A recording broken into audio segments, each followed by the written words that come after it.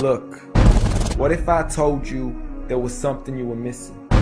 What if I told you that Jesus doesn't really fit into your description? What if I told you that follower of Christ doesn't automatically mean Christian, and just because you believe in faith doesn't mean Jesus didn't believe in submission and conviction? Listen, you say Jesus was God and that God had descended. We say Jesus was man, for Jesus was dependent. Our God is all great and cannot be comprehended. You say that God was murdered, or do you believe that he pretended? See, God gave us brains and God gave us logic, but I guess God wanted us to use them in everything else except for this topic. It's like wearing a cross and proclaiming that you love Jesus, when if God was murdered on the cross really shouldn't please us. I mean, would you be wearing an axe if it was used to chop your mother up into pieces? See, this is what happens when you believe in faith, but fail to believe in reason. See, we used to worship the Creator until Satan turned us to the creation. We began to worship the people and neglect the one who made them. We began to believe that God had died, but how could a God even be created? A miraculous birth, and therefore the Son of God was begotten.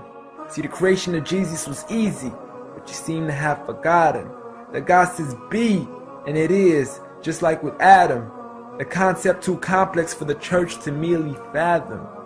But he was the creator of the universe, for all we know, even more.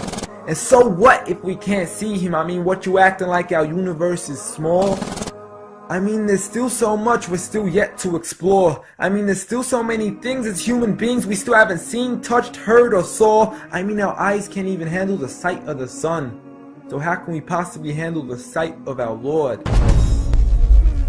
See, Jesus used to pray, but in your opinion, who'd he pray to? I mean, if Jesus was God, surely prayer would be of no use. Or did he only require it when he needed to know the truth? Like when God wasn't sure whether it was the season of the fruit. Or maybe he prayed when there was something he couldn't do. Like when he said, I of myself can do nothing. But you took it as there's nothing he couldn't do. See, no one used to worship Jesus, so ask yourself, why do you? A concept so straightforward, but it's left so many confused. See, Jesus preached one God, but the church has failed to practice. And I mean, you don't have to be that dumb to know that 1 + 1 + 1 equaling 1 isn't necessarily going to give you a pass in mathematics. See, the church said 3, when Jesus said 1. Jesus said God, when the church said Son. Jesus never said worship me, rather he said pray.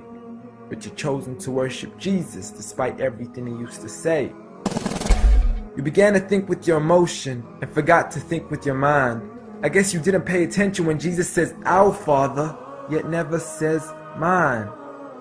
You claim to be a follower of Christ, yet you still choose to eat swine, and you call yourselves Christians, but in your churches you're busy drinking wine. And just to clarify, I do love Jesus. Matter of fact, I love him more than you, because when Jesus said do something, I actually do. However, I'm not connected with the church nor with the Bible. See, I love Jesus as my prophet, but refuse to worship him as an idol, just like he wanted and proclaimed it as sin. So it doesn't really matter if they don't let him in, because Jesus wouldn't even want to be in the presence of people worshiping an idol of him. An act of God, bolt of lightning went straight through the outstretched hand of Jesus. This cannot be a coincidence. Before I move on, there's something I need to mention. The worshiping of Jesus is a man-made invention. He never asked for your worship so he can grant you protection. Rather, he asks you to alternate your prayers towards another direction. To God and God only, and pray that he accepts them. And know that just because you love Jesus doesn't mean he feels the same way about your affection. See, what you believe in is exactly what he resented.